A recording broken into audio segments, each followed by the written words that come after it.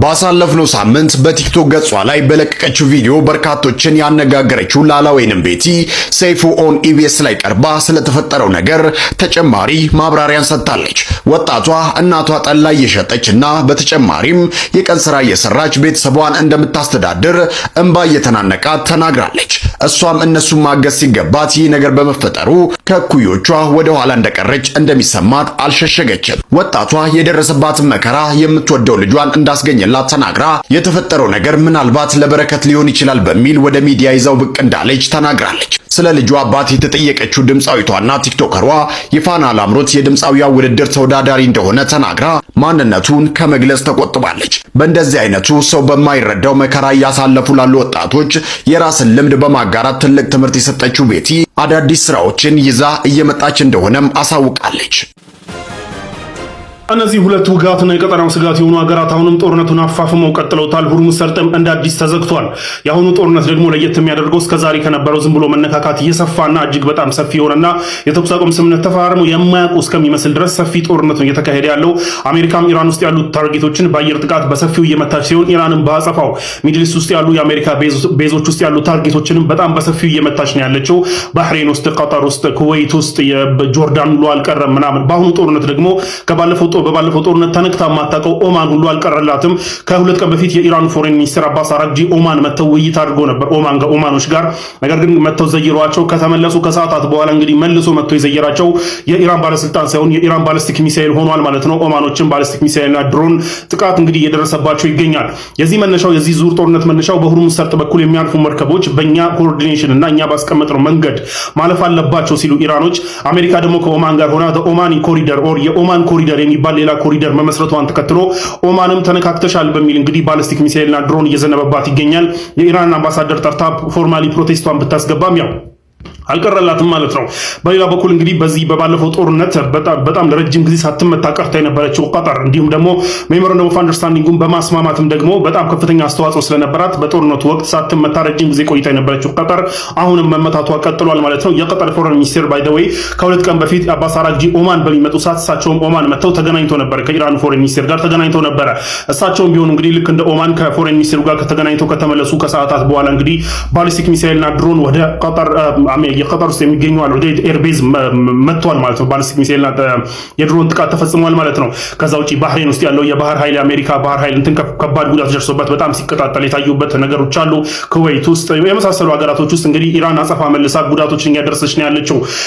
ሁርሙዝ ሰርጥም ደግሞ ተዘግቷል። የቀጠሩ ባይደው የሚገርመው ነገር እንግዲህ የቀጠር ውስጥ ባሊስቲክ ሚሳኤልና ድሮን ተልኮ ፍንዳታ እያፈነዳ ባለበት ሰዓት በትናንትናው ዕለት የቀጠሩ መሪ ሼክ ተሚም ቢን ሐመድ አልታኒ አባት የሆኑትና ፎርመሩ አሚር አልዋሊድ ወይም አባትዮ አሚር የሚባሉት እንግዲህ ሼክ ሐመድ ትላንት ሞተው ነበር ታውቃላችሁና ባሊስቲክ ሚሳኤል ተተኩሶ እዛ እየፈነዳ ባለበት ሰዓት የሳቸው ሞት ሲሰማ ደግሞ ኢራኖች ያው ከባሊስቲክ ሚሳኤሉ ጋር አብረው ለሞታቸው የሐዘን መግለጫም ልከው ነበረ which is funny። ለማንኛውም ግን አሁንም ተስፋፍቶ ቀጥሏል። የኢራን ሪቮሉሽነሪ ጋርድ ደግሞ ሁርሙዝ ሰርጥን ሙሉ ለሙሉ ዘግቻለሁ ብሏል። ሴንትኮም አልተዘጋም። የአሜሪካ ሴንትኮም ሴንትራል ኮማንድ አልተዘጋም፣ እለፉ እንደልባችሁ ቢልም ማን ሴንትኮምን አምኖ ያልፋል ነው።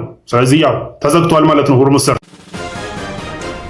የትራምፕ ቀንደኛ ደጋፊ የሆነው ሊንሴ ግራም የተገደለው በሩሲያ ነው የሚሉ አንዳንድ መረጃዎች እየወጡ ነው በአሁኑ ሰዓት። አንድ የሩሲያ ተቃዋሚ ፓርቲ መሪ እንደተናገረው ከሆነ ሊንሴ ግራም የተገደለው በሩሲያ ኢንተለጀንስ ማለትም በሩሲያ መንግስት የስለላ ተቋማት አማካኝነት ሊሆን ይችላል ሲል ቅድመ ግምቱን ሰጥቷል። ማለትም ትክክለኛ ማስረጃ የለውም፣ ነገር ግን ሊንሴ ግራም የተገደለው ምናልባትም በሩሲያ ኢንተለጀንስ ሊሆን ይችላል የሚል ግምትን ሰጥቷል። እንደሚታወቀው በትላንትናው ዕለት ሊንሴ ግራም በ71 ዓመቱ በድንገተኛ የልብ ህመም ከዚህ ዓለም በሞት ተለይቷል ማለትም ሞቷል ማለት ነው።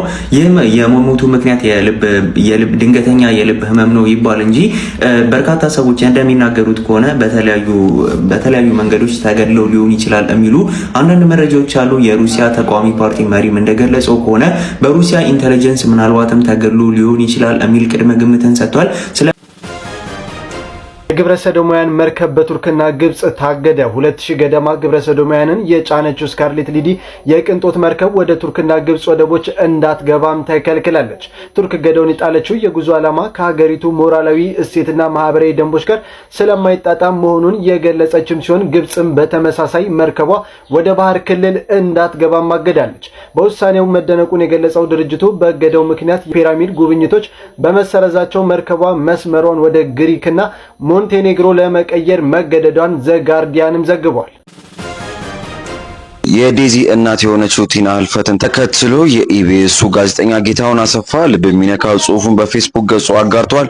እንግዲህ ከዴዚ እናት ጋር ኢንተርቪው ካደረጋቸው በኋላ የተሻለ ቅርበት እንደነበራቸውና በተለያዩ ጊዜ የተለያዩ ወሬዎችን በሚያወሩበት ጊዜ የልጇ ዴዚ ደህንነት ምንጊዜም እንደሚያሳስባት እንደዚሁም እሷን ለመጠበቅ እየሰራች እንደሆነ ቅርቡም ደግሞ በኢትዮጵያ አዲስ የካፌ ቢዝነስ ለመጀመር ዝግጅት እያደረገች እንደነበረና ይህንን ዜና በምጠባበቅበት ሰዓት የህልፈቷን ዜና መስማቴ እጅግ አሳዝኖኛል ብሏል። የዴዚ እናት የሆነችው የቲና ህልፈት ብዙዎች አስደንጋጭ ሆኗል። ለማንኛውም እናንተ እዚህ ላይ ምን አይነት ሀሳብ አላችሁ? ኮሜንት ላይ ጻፉልን።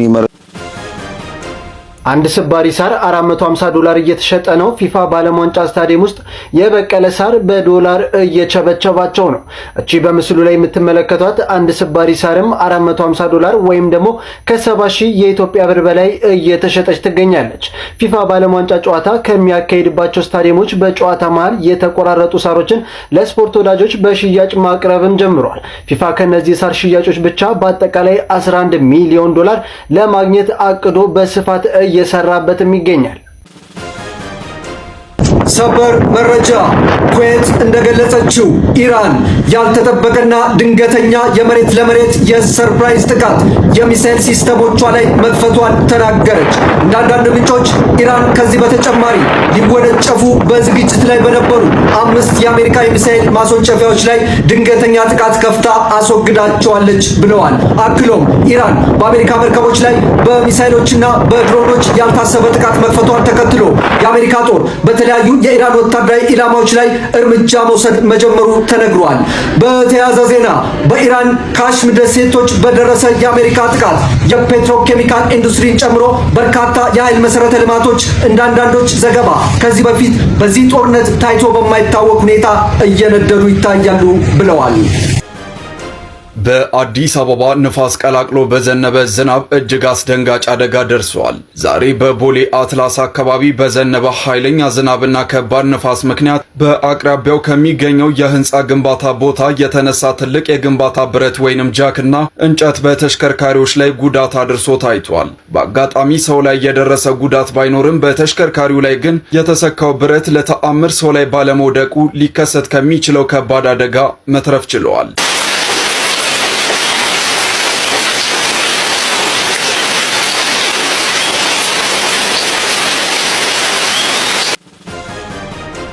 አሁን ላይ ወቅቱ ክረምት በመሆኑ እንደዚህ አይነት አሳዛኝ ክስተቶች ሊያጋጥሙ ይችላሉ። ይህ በዛሬው ዕለት አትላስ አካባቢ ያጋጠመ እንደሆነ ተነግሯል። በግንባታ ላይ ከነበረ ህንፃ እንጨትና ብረት ወድቆ በተሽከርካሪዎች ላይ ጉዳት አድርሷል። በአካባቢው ላይ ከባድ ንፋስ ቀላቅሎ በጣለው ዝናብ እየተከሰተ መሆኑም ተነግሯል። ይህ አሳዛኝ አጋጣሚ በሰዎች ላይ ጉዳት አለማድረሱ ታውቋል። እባካችሁ ይህንን ለጥንቃቄ ተጠቀሙበት።